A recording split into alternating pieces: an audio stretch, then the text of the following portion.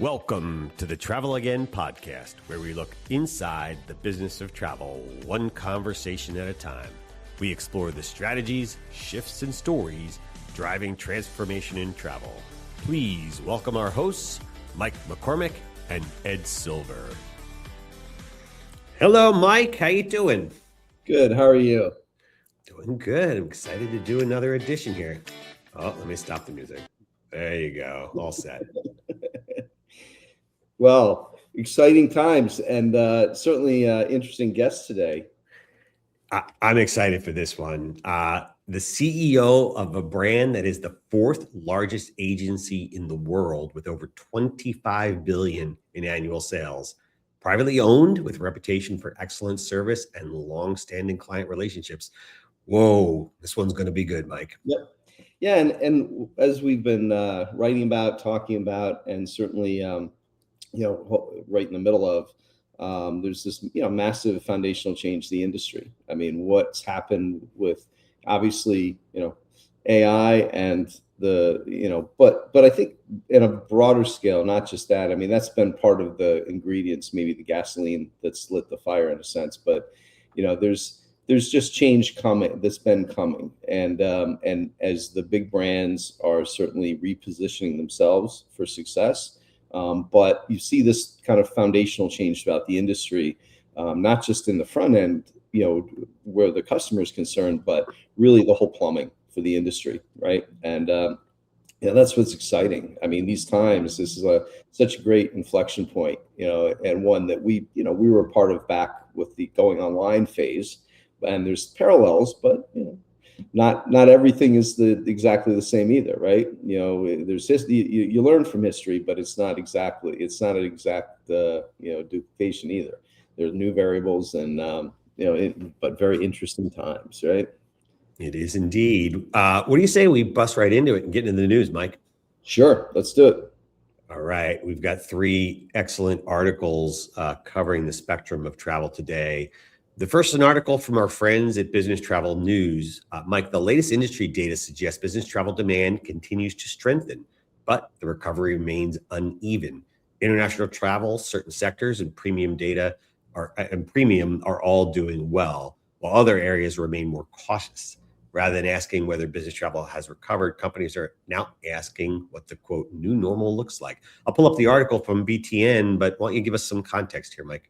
Well, like we've said, in our past roles in the association world and throughout our time in the industry, business travel drives business growth, right? So companies that realize still that even in this highly virtual age, there's still tremendous value in travel and in face-to-face and what it means, and so companies are still going strong and doing so. Plus, you factor in that every company is part of a global economy. That means travel to places that they're not all in your backyard, obviously, or in your home country. So, growth has been good and solid and steady. I don't think any of it's kind of let's say it's somewhat predictable. We kind of saw this coming. It was a much slower recovery than leisure travel as it all came back. But we're kind of where we thought we'd be. The only thing about this that's interesting is that it is really dependent, and certainly the world's providers, airlines, hotels, etc., are really reliant on premium travel. And if that starts to soften, it will change the industry yet again. But right now, we're in certainly business travel is in a good place. That's great. I agree with all of that. Down here, we track RevPAR and ADR across the county, and this summer's picking up nicely, and our forecast is it will continue. So I hope that remains nationwide, and the external factors don't drag us down any further. You got it. So, speaking of premium seats, Mike, the next article is from our friends at Skift. Delta is introducing a lower priced basic business fare for Delta One and other premium cabins. Travelers still receive the premium seat and onboard experience, but give up benefits such as lounge access, flexible changes, higher mileage accrual, and dedicated premium check-in. The move extends the unbundling strategy that transformed economy cabins into premium segments, giving travelers more price points while allowing Delta to maximize premium revenue. The bundling and unbundling of products has been going on for years. The cycle continues. Just try to break this one down, Mike. What is Delta doing and why? Well, we know why they're doing it, right? It's all about the money, right? And so it's how can we get drive a little more margin, a little more anything out of, from the demand, right? Um, it, it's one of those, to me, I just looked at it more practically, where it's like, I think, again, Delta, United, others, back to that point about being dependent on premium cabin, they are, riding that wave to the extreme, right? This is international premium has been, a big, huge factor in terms of their, current success. So again, if they can squeeze a little more mileage out of it, great. Practically, though, from a customer perspective, I'm sorry, but no seat assignment with a business class seat. I'm traveling internationally. I'm probably could be traveling with someone. I'm not going anywhere near the airport without a seat assignment. I'm sorry, but like, that's just, what the uncertainty of where I'm going to be seated. What if I get bumped? I mean, it's just not, I don't think it's practical. And to save what, a few $100s on a $5,000. I mean, you'd have to be saving a lot of money. Yeah, not for business travelers. This seems kind of off. I think I agree with you. I mean, look, personally, the lounge access, okay. I mean, I'm not, the extra mileage. I mean, for your mileage junkies, sure, that's a real issue. I don't know. It just starts to be like it's a matter of degrees. I mean, if you're talking like, am I giving up a little bit of mileage? It's like, maybe I can justify it. But again, you have to, the example they were giving in some things were like, saving, $200. Like, that's not going to be a motivator to go to some basic business product. But we'll see. I mean, again, I'm overlaying personal kind of views on a marketplace. May or may not be valid, but it is interesting nonetheless. So I do think it's funny because I've heard so many economists talk about that there are two economic business models. There's bundling and there's unbundling, and you just go through these cycles and you wonder what the airlines are going to do next. So anyway, very, very interesting. I got one more story for you, Mike. You ready for it? Yep, let's go. Hilton and Navan announced a direct API integration that makes Navan the first travel management company to connect directly to Hilton's CRS, their central reservation system, and their content services. The integration provides real-time rates and availability, richer hotel content, and more seamless booking while reducing reliance on traditional intermediaries. It represents a significant evolution in hotel distribution, similar to how airline NDC created direct connects between airlines and travel sellers. So tell us about this one. This one's a little more technical, and I don't know if comparing it to NDC is such a good idea, but break it down for us. Yeah. So, I mean, look, I think it's an interesting announcement, right? Because if you're talking about Navan getting, really enhanced kind of access to content that they normally wouldn't have and Hilton wouldn't normally distribute other than through their direct, offering. Okay. That could be interesting. I think, the devil's in the details here. I think you're right. I mean, I think there's a general kind of comparison to NDC in terms of, hey, now there's, direct access. And certainly, look, this is going direct in a sense and having direct connections, airline, hotel, car, et cetera, have always been kind of the dream, right? It's like somehow you get some additional benefit. It's, it gives your customer increased value. You're taking out an intermediary. There's money in there to be shared among the parties because now you're not paying an intermediary for that connection. Yeah, there's like, again, in theory, great. In practice, what gets hard is you've got a cost of creating and maintaining that connection, just generally, that you have to factor in. Direct isn't always better. And, it kind of comes down to like, who's going to get the real benefit here? Now, again, I mean, maybe they have, and you have to have scale. So that's the other, this gets harder, for it to economically kind of make sense, you have to have a lot of scale for it to pay off, because you're usually dealing in pennies, not dollars here in terms of benefit. So Yep. anyway, long story short, I mean, look, I think it's interesting though, and it certainly points to the direction that I think certainly, the major brands always are looking for those opportunities, and certainly major distributors are as well. So Yeah, but my only comment on this, just maybe it's tangential, but this is obviously B2B where APIs really come to play.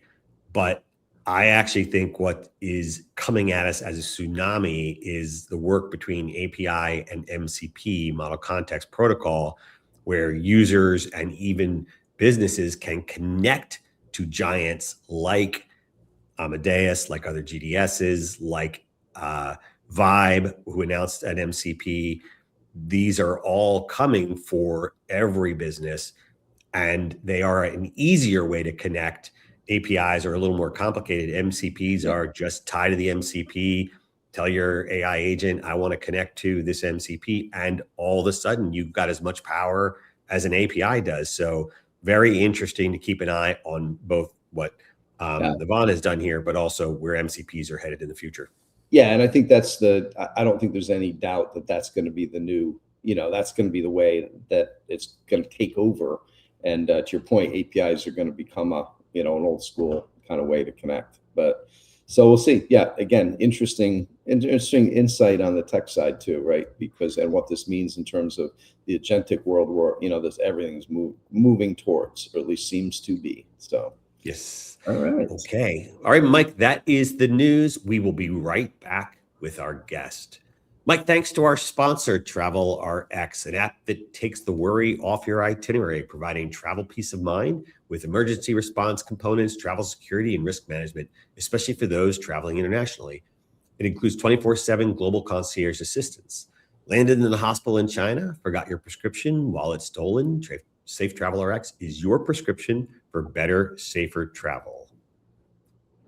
Yeah, and so they launched a jump the line service. Now, this is a product, again, not for the customers of our and travelers for our guests today necessarily, but for people, small business, individual travelers that don't have those same benefits and don't have a 24/7 line that they can call that is there to help them. So basically, it's for travelers and that get caught into disruption when they're on the road. So that in addition to all the duty of care health benefits that they offer, they have this jump the line service where basically all you do is you have on their app, you hit a button saying I need help, and you get a call back from an agent within 2 minutes, and then they take you through helping you create new reservation changes, whatever you have to do.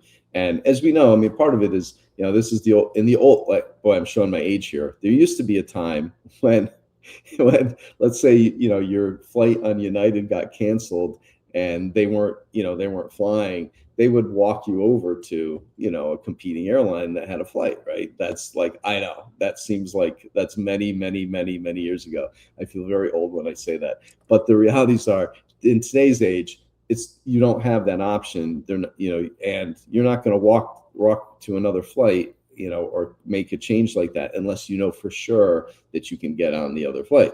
So anyway, that's things they can help you with, but it's a cool service, and it's one that helps plug the gap for, again, individual travelers, small business that don't have the benefit and support of our guests today. So, all right, thanks, Mike. Download it today to discover the power of Safe Travel RX. Safe Travel RX, your prescription for better travel. Mike, now on to our guest. Yes. Few executives have a better view of where business travel is headed than our guest today. Stephan Baars is the CEO of BCD Travel, one of the world's largest privately held management companies, serving clients in more than 170 countries with over 25 billion in annual sales. After many years in senior leadership, including serving as the global CFO, Stephan became CEO in 2023 and is leading BCD through one of the most transformative periods our industry has ever experienced. Stephan, It will be great to see you. Please welcome to the stage, Stephan Baars. Stephan, welcome. Hey, good to have you here today. Yes, thank you for inviting me. I have to say we have a little technical problem. Sorry to start with it. I can only hear Mike. I can't hear Ed.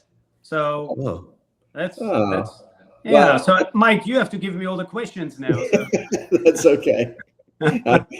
If Ed chimes in, I can certainly relay the question. Yeah. I tried to read his lips, but I'm not good in that. So no problem, Stephan.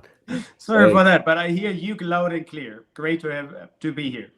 Sometimes it makes me laugh in this great age of all of our technical advancement, right? Sometimes, man, it's the simple things that still fail us. But well, welcome. It's great to have you.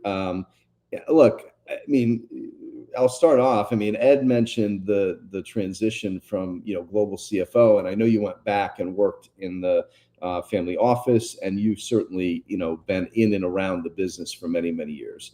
But taking the CEO chair, it's a different role. And when you took that over, and when you kind of look in your position today, like how do you define success, and are the things that you look at differently now that now that you've been in the role for good 3 years plus, but that you maybe looked at than you looked at before?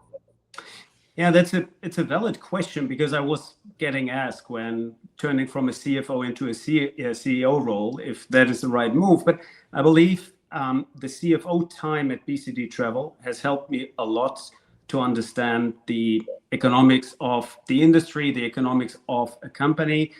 The issue is, as a CFO, you will be seen very often as a gatekeeper and let's say keeping control and being the one who needs to be tough on the cost side. Right. As a CEO, you have to change your view, and that was, for me, a change in perspective. You have to give, with your leadership team, the company, your teams, a vision. You have to analyze what's going on in the industry, that you set the right strategy, not for the next year, but for the next years to come. And you both talked about the technology changes in our industry, and I have the feeling that there are more and more coming. As the CEO, you really have to focus on those more than in my CFO role. Right.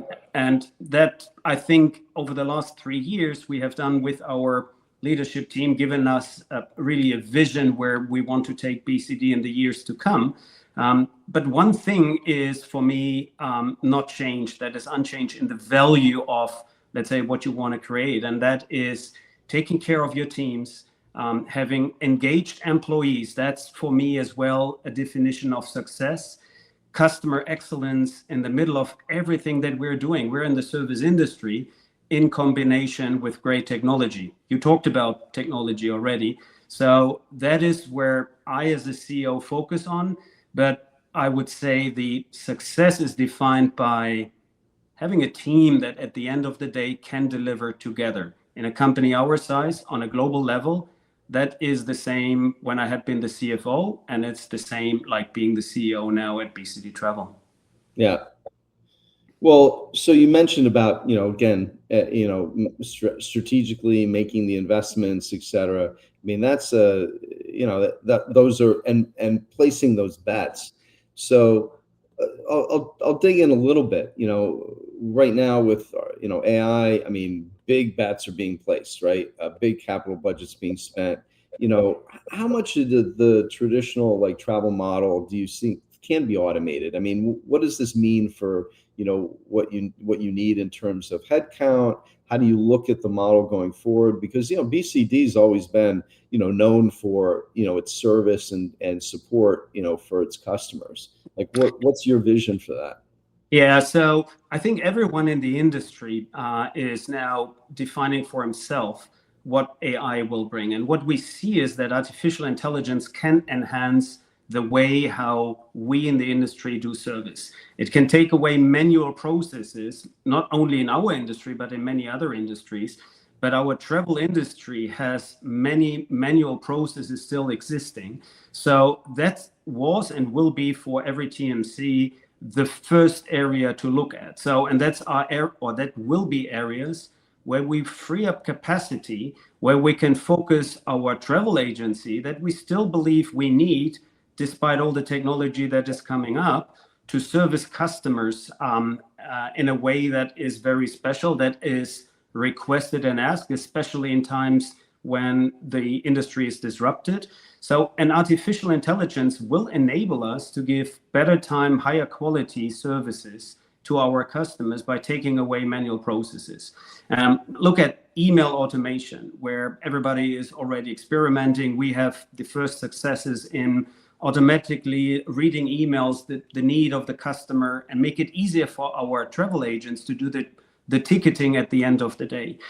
We help them in times when the business is disrupted to react faster on the customer side, to know where the customers, the employees, the travelers are, to give them solutions how we as a TMC together with our customer can help. AI can give us much more data points, can analyze that much faster than a human being, but there will be decision points where we firmly believe you still need the human interaction, where you still need the human brain with the artificial intelligence brain. There is no doubt there are many areas in our industry, in travel, where artificial intelligence will change the way how we are working, will as well reduce the manual intervention, but there is enough where service quality still plays a role. This combination to find new artificial intelligence technology combined with what we have as a travel agency already, outstanding service, outstanding agents with long expertise, that is a fantastic combination.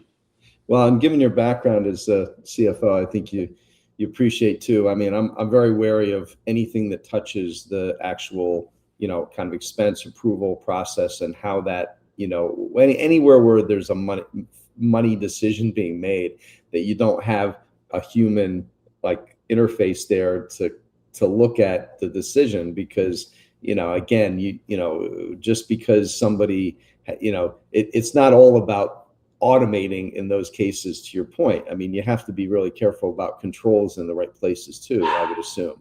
Yeah. And that's true, Mike, and that's what we see in discussion with our customers very often as well. Everybody's asking for, where's the industry going? Stephan, where are you taking BCD if it comes to artificial intelligence with your teams? And once we have solutions ready, some will be fast adopted, but several others take a while, because as well, customers are not sure, is A, that the way how we want to get service, and B, security is another one. Everybody takes those AI solutions through their very rigid process as well. Where's the data hosted? Where will the data go? Which data points are touched? So it is something that will change the world, and we are definitely investing a lot in this segment, but we should never ignore the human intervention as well. That's so important, and we just learned it over the last, I would say, 4 months, where this industry in constant disruption through the Middle East situation and many other weather and whatever. And we learned that customers want at that moment, not a machine talking to you, but a human being who says, I have your back, I find you a solution. So stepping back from all this, again, we're in an agentic world. Companies are, and certainly investments, going heavily into, basically effectively the pipes that are, controlling the transaction. Look, historically, TMCs have been, vertically integrated. Everybody's moving towards platforms, ecosystems, as where do you see BCD going in terms of, being like investing in and being considered a platform company as opposed to maybe a more, a TMC? Where do you see the longer term strategy fitting? Yeah, we at BCD, we wish to be an enabler for the platform and not only be seen as a platform provider. And I know that might differentiate us from others in the industry that clearly give themselves the tech name out there. We want to be technology, some to a level where they say, oh, we are not a TMC anymore, we are a tech company. So that's all great, and that's their decision. We believe that you have to be open with the solutions you offer. So we have clearly said we need a platform that enables many other solutions added to what a customer wants to enhance the service, to take technology that they already used to today and embed it in their travel program, an open platform.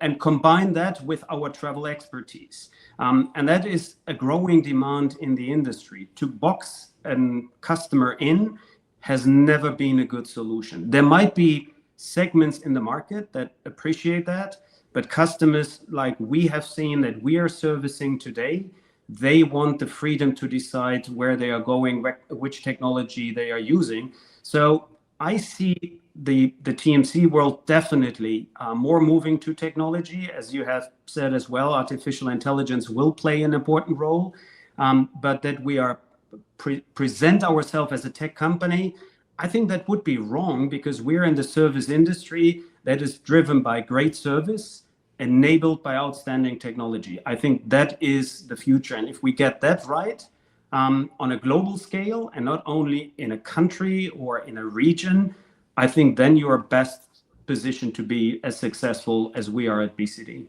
Okay.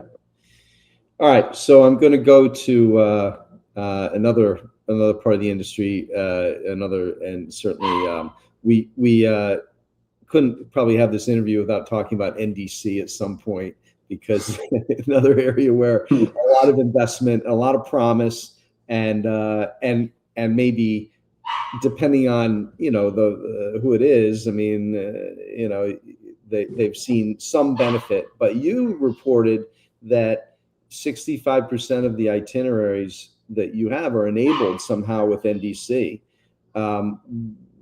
What's how have you crossed kind of a tipping point in terms of adoption? What's been driving that success with you? Because I don't think others have seen that same level of success when it comes to NDC. Yeah, thanks, Mike, for pointing that out, because if you go back 1.5 years, companies like BCD were criticized that we're not open for NDC solutions. Right. But again, it was not that we were against NDC. We were against NDC solutions that are not ready for our customers. So once the industry players have found ways to really enable NDC in the definition of giving the customer better choices. That was the idea behind NDC, give more flexibility, let the customer decide what they wanted to have. Once we saw that the first players are ready, we immediately put the solutions in place. But we do it with a view of we have to service customers out there, and they don't want to hear from us, oh, sorry, NDC, the servicing is not available, call the airline. In an earlier statement, you said as well, calling the airlines is, let's say, sometimes painful because they are not prepared for that, even if they state so. So we needed to be ready. The industry needed to be ready. And now we are moving fast. But let's be real.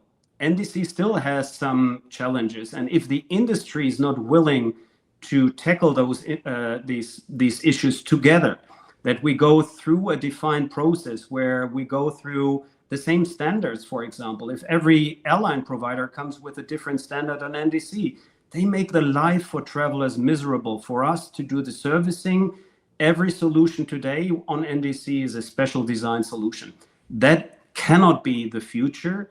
Hence, if we want to drive faster as an industry, the change to NDC and say goodbye to EDIFACT one day, then we as an industry have to sit together and say, okay, let's define the standards.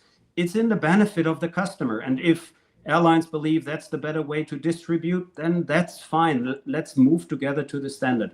Servicing is for us today the biggest issue on NDC. We see that with the existing airlines where we have it already. And that is still painful for customers. And they don't believe us that we can't find a solution. But if the industry players don't play together, then you will never get there. Exactly. Yeah, I mean, I always thought that there was in there, not the standard in of itself, but what it can enable in terms of, dynamic pricing and creating a much different customer relationship, through you and through, not just for their own airline's benefit, but to allow you to, as a part of that, to really create a really unique outcomes. I found the potential exciting, but to your point, like there were a lot of not missteps, but I think a lot of misconceptions, maybe a better word, about what was really involved and what was going to be involved. To your point about getting down to being able to truly service the customer, and there ended up being, to your point, I think a lot of it created distrust because it wasn't about BCD, it wasn't about what you wanted to accomplish, and with them, it was just that again, you can't. There's only so much you can do when. Even within the airline, a lot of times, the training wasn't there, the support wasn't there. There wasn't even a fully baked understanding through the entire process. So, yeah, I mean, look, again, to your credit, 65% is a big number. Yep.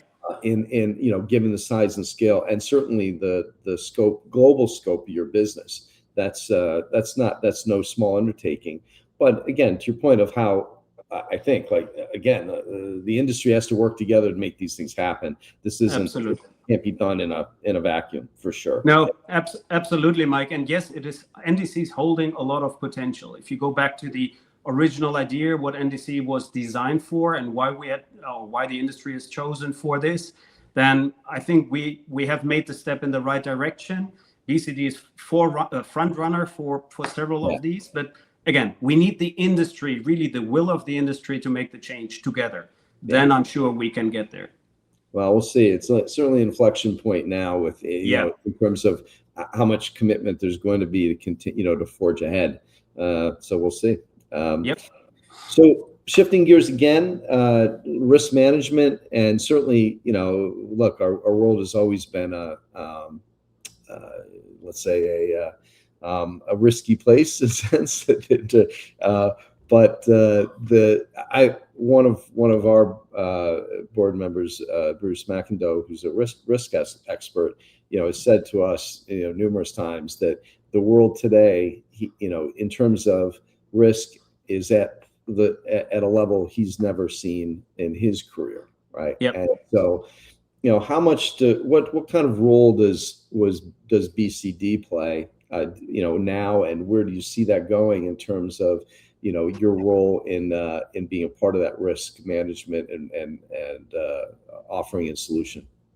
Yeah, I 100%, by the way, agree with your board member that, let's say, there are more risk situations now than we ever have seen before. And after COVID, this industry hoped that this will not continue, but it seems that it becomes a common trend that we have to deal with these situations. Hence, we have put, let's say, teams in place that really support the customer. And that's where I believe, as well in the long run, solutions that are driven by artificial intelligence can help us to be faster in monitoring, in giving more accurate information, where travelers are, how we can reach them. So there is a lot of manual work still in the game today, where we are using solutions like companies like Riskline that are searching so many data sources that a human being can't do, which enables us to give better solutions to customers. And we have to live with these risk situations. And in those situations, what I said before, great technology with human intervention plays such an important role. Customers come to us and say, okay, you have proven in the last 4 months outstanding service because you have helped us to take the right decision with the technology you have given. You had the right people, you enhanced people to come, or you put more people on the line to help us and manage through those situations. That is where I define the role of a TMC as well. Combined good technology and help customers in need in those situations to find the right ways and make easy decisions for their companies for the safety of the travelers. So this area is a growing one. We manage that with our team 24/7. We use all data sources that are available, and we help customers with these data points for travelers that are in need to come to the right solution. So again, an area where artificial intelligence will help us, does help us. Yeah. But the human interaction is what I always, let's say, come back to. You want to talk to a human when you are in trouble. You don't want to talk to a machine. You don't want to say, okay, what's the next question? And you have answered that question already 3 times. You want someone who says, I have your back. I find you a solution, because they understand in a need situation how much service counts at that time. Yep. Great. All right, a couple of big picture questions for you. One is when you look forward in terms of the kind of whole value chain and distribution, when it comes to business travel, what areas do you think in the coming years are most kind of vulnerable for disruption? Where do you think the change will come? Yeah, I think most vulnerable are those where you have a lot of manual intervention as well, those that are not automated yet. So our target needs to be to get them, let's say, automated through whatever solution, AI or automatic robots whatsoever, to get them into the ecosystem. So not having those sitting outside the ecosystem, and focus together with, let's say, the industry on those areas. I think there are still many, and we are trying as an industry to close the gap step by step.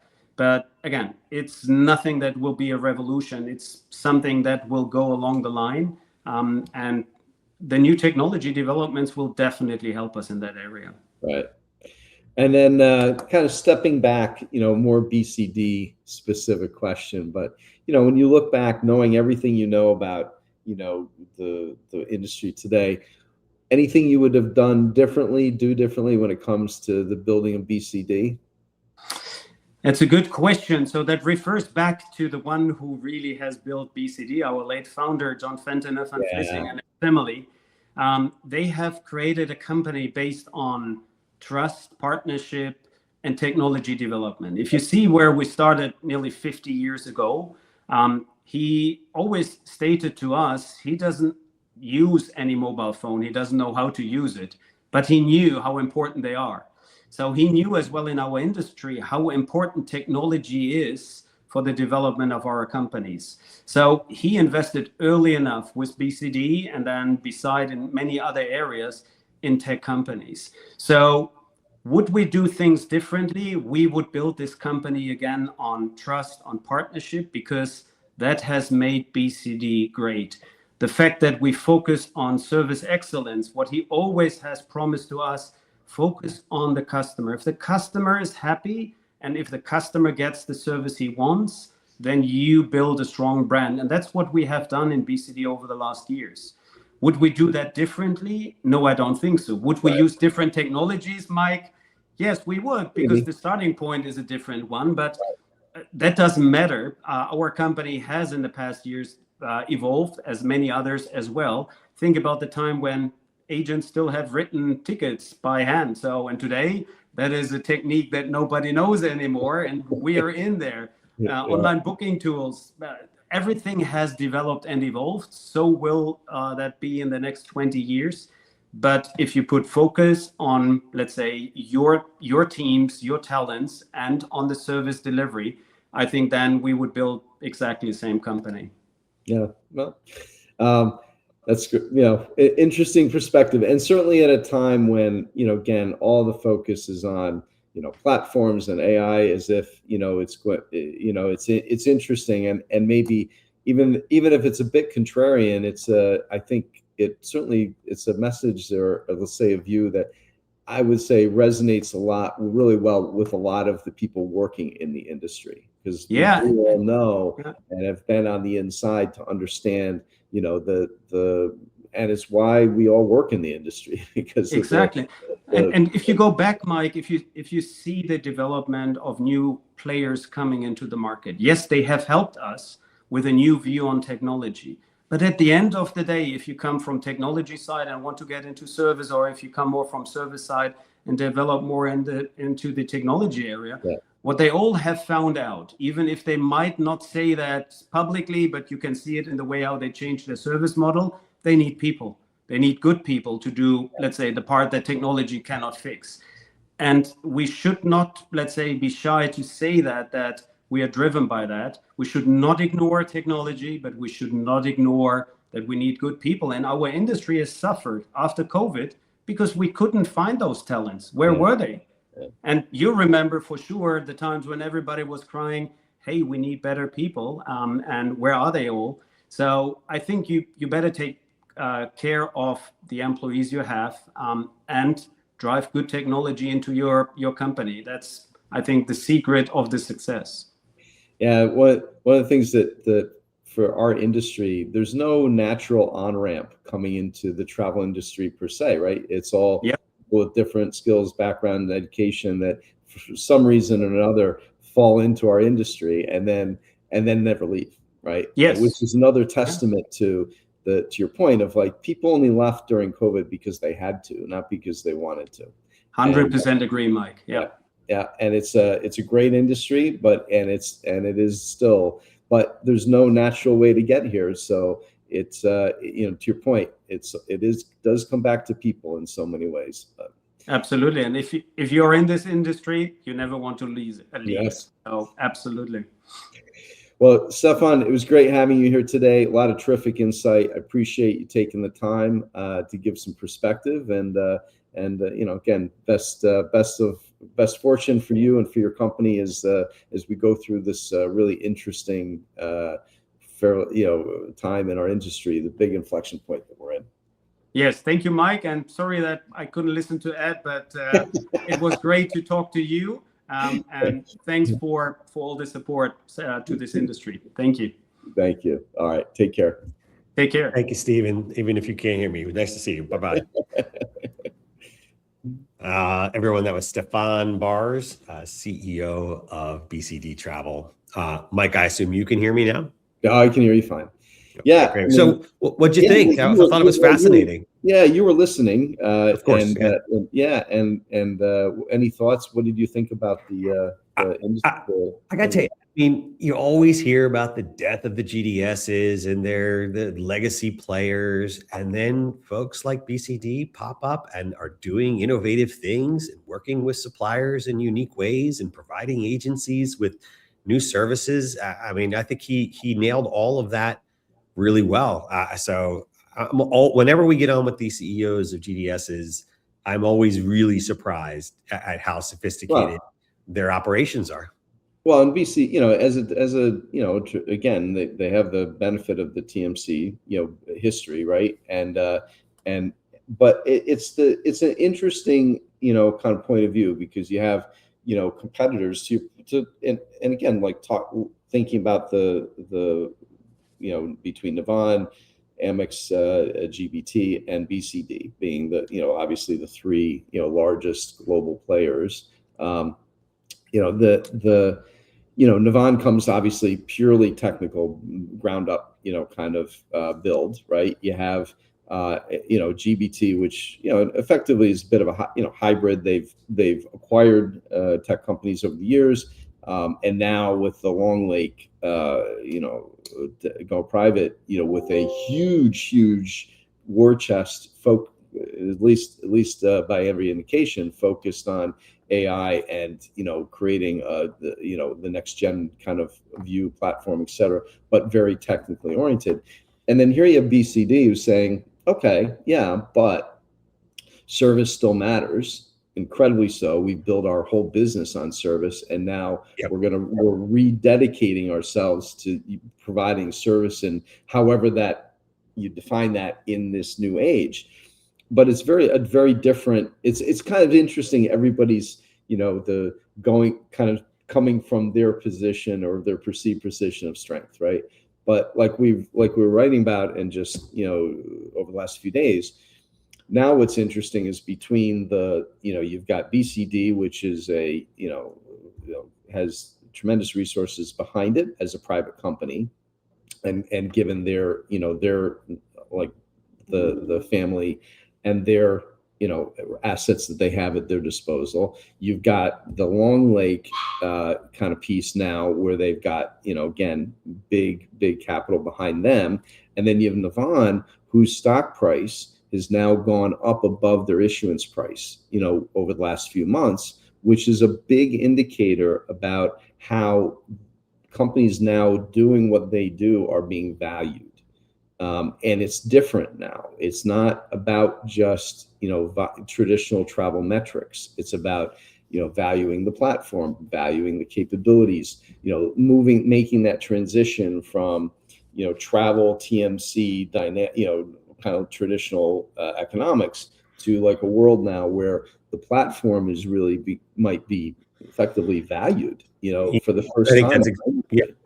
No, I think that's right. I think earlier I said GDS, I meant TMC, and I didn't mean to conflate them, but sometimes in my mind, like some of these legacy TMCs remind me of the way we think of legacy GDSs. Yeah. I think my point stands, which is I still see them innovating in the way in which they connect to and talk to suppliers, where they support their agency community. And yeah, I mean, the competitive set, whether it's the more modern, just built from the ground up, modern stack Navans, or, your Spotnanas or Indirects. I mean, they're all, I still think, competing aggressively. And you're right. I think that the market is showing that in a lot of ways. Yeah. Yeah. So again, and not to leave out, Madrona behind Spotnana and Direct, right? Yeah. So it's an interesting marketplace being evolving here.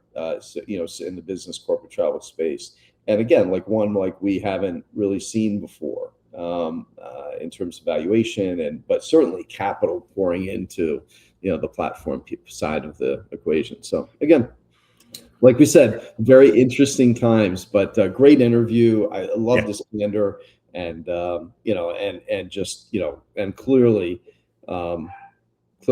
has a firm hand on the dynamics, and I love too, like being true to their culture, right? That's good to see for sure. Anyway, well, great stuff. Good stuff. All right, Mike, that is our show for today. If you have a challenge in your business, reach out to us at Travel Again Advisory to see how we can help bring clarity to your business strategy and outcomes. Mike, we'll see you back again here for our next episode. Always good to see you. Good to see you, Ed.